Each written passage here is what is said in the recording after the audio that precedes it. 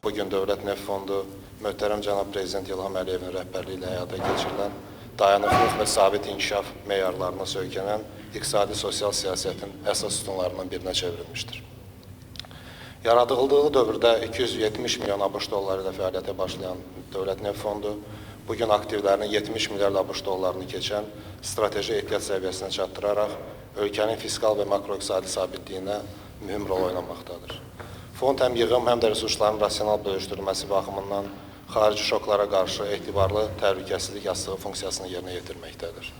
Xüsusilə neft qiymətlərinin kəskin dalğalanmalarında, qlobal iqtisadi qeyri-müəyyənliklərin baş verdiyi dövrlərdə, məsələn 2015-ci ildə makroiqtisadi sabitliyin qorunmasına, 2016-cı ildə azalan neft gəlirlərinə baxmayaraq sosial öhdəliklərin yerinə yetirilməsinə, 2020-ci ildə isə pandemiya ilə mübarizədə əlavə büdcə xərclərinin qarşılanmasına verdiyi tövbə bunun bariz nümunəsidir. Bugün Dövlət Neft Fondunun vəsaitləri ümumi daxili məhsulun 90%-ni, xarici dövlət borcunun isə 13 qatını üstələyir.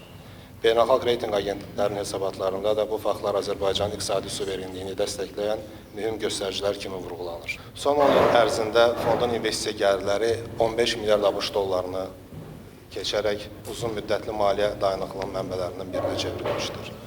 Bu nailiyyətlər Azərbaycanın beynəlxalq maliyyə bazarlarında etibarlı və peşəkar tərəfdaş kimi mövqeyini daha da möhkəmləndirmişdir.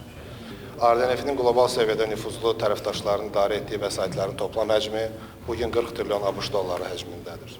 Bu vəsaitlərin təxminən 5 trilyon ABŞ dollarından çoxu isə daşınmaz əmlak infrastruktur və özəl səhəm aktiv növlərinə yatırılmışdır.